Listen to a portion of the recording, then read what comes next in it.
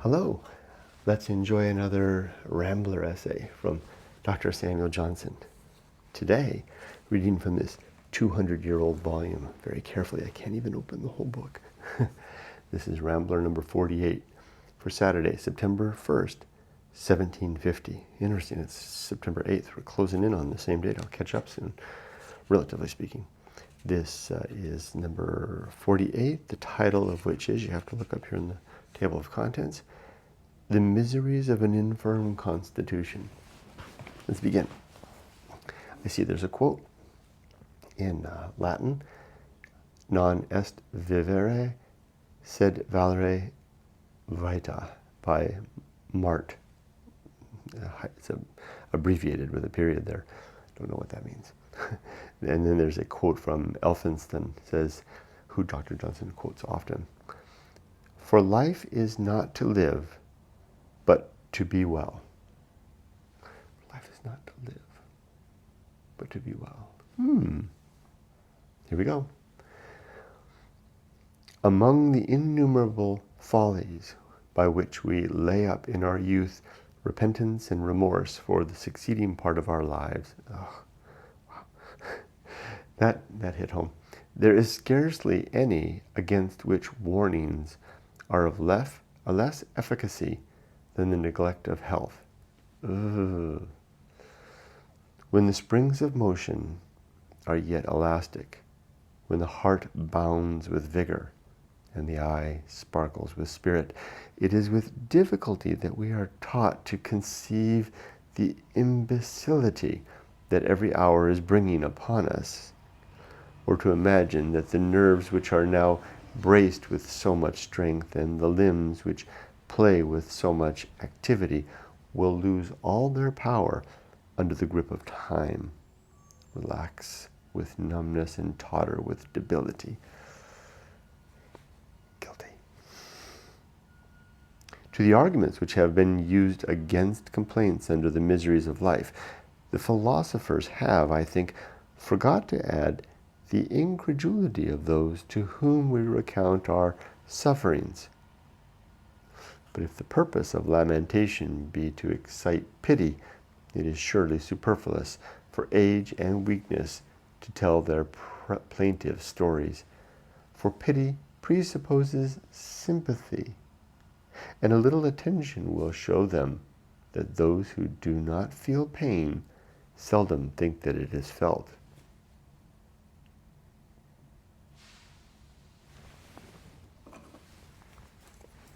Pencil.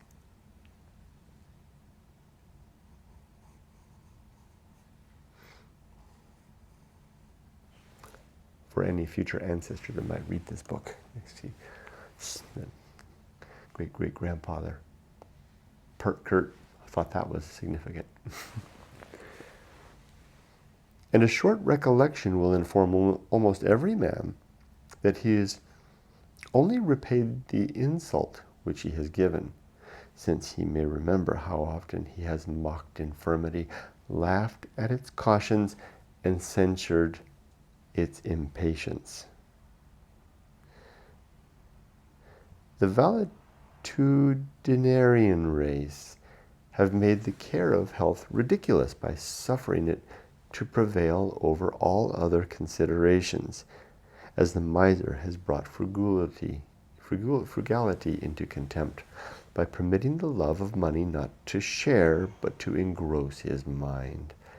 They both err alike by confounding the means with the end. They grasp at health only to be well, as at the money only to be rich, and forget that every terrestrial advantage is chiefly valuable as it furnishes abilities for the exercise of virtue.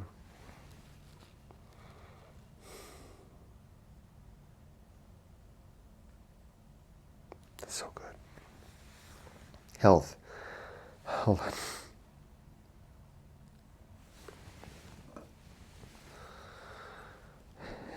And forget that every terrestrial advantage is chiefly valuable as it furnishes abilities for the exercise of virtue.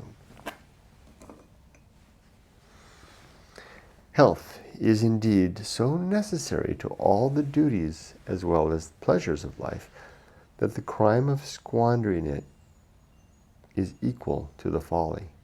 And he that for a short gratification brings weakness and diseases upon himself, and for the pleasure of a few years passes in the tumults of diversion and clamors of merriment, condemns the maturer and more experienced part of his life to the chamber and the couch, may be justly reproached, not only as a spendthrift of his own happiness, but as a robber of the public, as a wretch that has voluntarily disqualified himself for the business of his station and refused that part which Providence assigns him in the general task of human nature. There are perhaps very few conditions more to be pitied than that of an active and elevated mind, laboring under the weight of a distempered body. The time of such a man is always spent in forming schemes which a change of wind hinders him from executing. His powers fume away in projects and in hope, and the day of action never arrives. He lies down delighted with the thoughts of tomorrow, pleases his ambition with the fame he shall acquire, or his benevolence with the good he shall confer. But in the night the skies are overcast, the temper of the air is changed.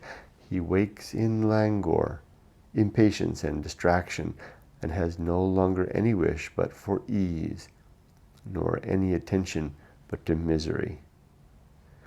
It may be said that disease generally begins that equality which death completes.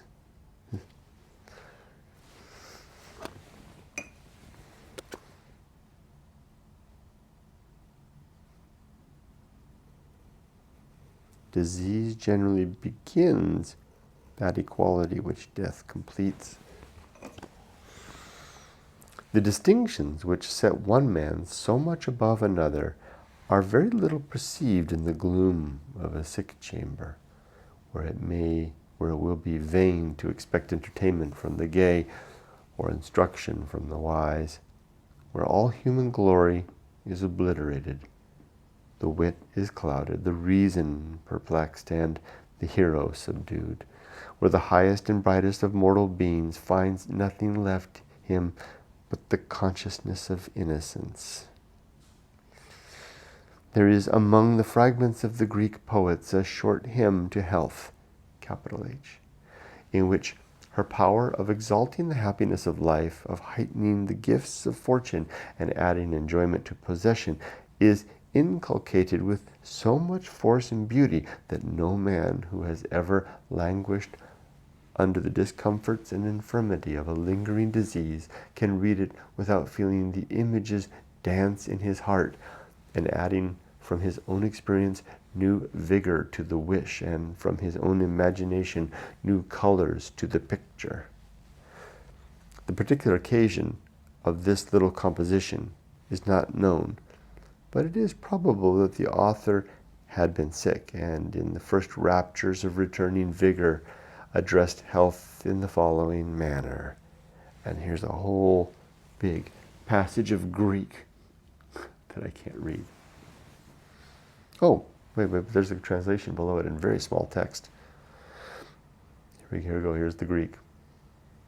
Health, most venerable of the powers of heaven, with thee may the remaining part of my life be passed, nor do thou refuse to bless me with thy resilience. For whatever there is of beauty or of pleasure in wealth, in descendants or in sovereign command, the highest summit of human enjoyment, or in those objects of desire which we endeavor to chase into the toils of love, whatever delights or whatever solace is granted by the celestials to soften our fatigues in thy presence, thou parent of happiness, all those joys spread out and flourish. In thy presence blooms the spring of pleasure, and without thee no man is happy. That's heavy. Back to Johnson. Such is the power of health that without its cooperation, every other comfort is torpid and lifeless. As the powers of vegetation without the sun. And yet, this bliss is commonly thrown away in thoughtless negligence or in foolish experiments on our own strength. We let it perish without remembering its value or waste it to show how much we have to spare. It is sometimes given up to the management of levity and chance, and sometimes sold for the applause of jollity and debauchery. Thinking about a video I saw yesterday on YouTube of a man jumping off a building and grabbing onto a pole. Health is equally neglected and with equal impropriety by the votaries of business and the followers of pleasure. Some men ruin the fabric of their bodies by incessant revels, and others by intemperate studies. Some batter it by excess, and others sap it by inactivity. To the noisy rout of Bacchanalian rioters, it will be to little purpose that advice is offered, though it requires no great abilities to prove that he loses pleasure who loses health. Their clamors are too loud for the whispers of caution, and they run the course of life with too much precipitance to stop at the call of wisdom. Nor perhaps will they that are busied in adding thousands to thousands pay much regard to him that shall direct them to hasten more slowly to their wishes. Yet, since lovers of money are generally cool, deliberate, and thoughtful, they might surely consider that the greater good ought not to be sacrificed to the less. Health is certainly more valuable than money, because it is by health that money is procured. But thousands and millions are of small avail to alleviate the protracted tortures of the gout, to repair the broken organs of sense, to resuscitate the powers of digestion. Poverty is indeed an evil from which we naturally fly, but let us not run from one enemy to another, nor take shelter in the arms of sickness. Hold on just a minute, Ollie, and we're almost done. There's a little quote here from Virgil in Latin, and here's the translation. Hold on, let me get the dog.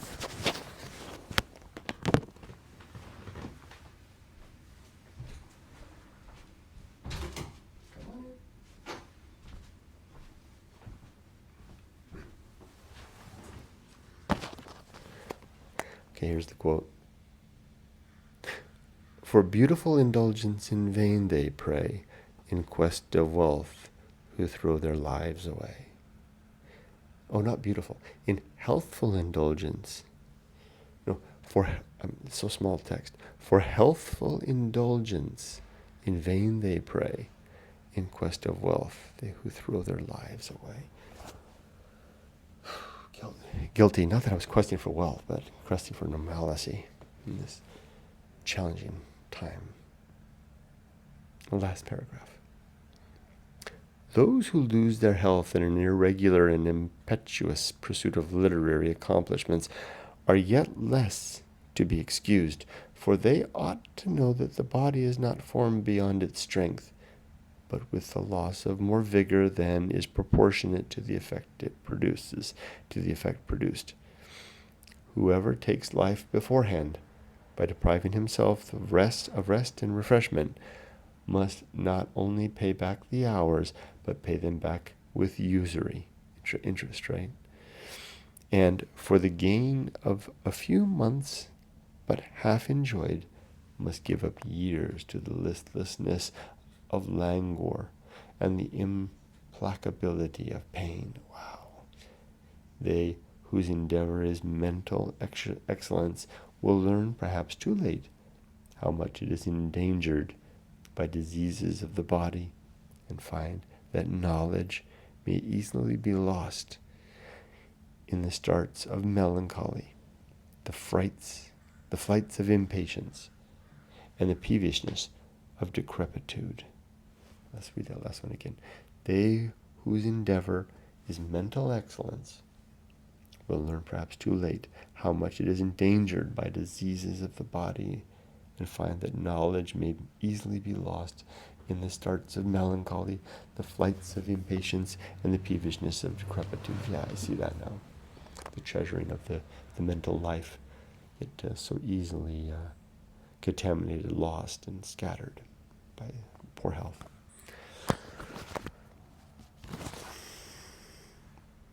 That was good. Very, very cautionary tale, for sure. Thank you for joining me. Take care. Well, not really a tale. Cautionary words to look after in mind. Our health is the foundation upon which all other good things are built, and to not expect the young to necessarily understand, but instead to maybe give ourselves a little bit of a break for our own youthful folly regarding health, and given the lack of empathy, that, to use a word, that would be necessary and is largely impossible at young age, to appreciate the admonition and guidance of the old. Okay, I'll leave it at that. Thanks for joining me.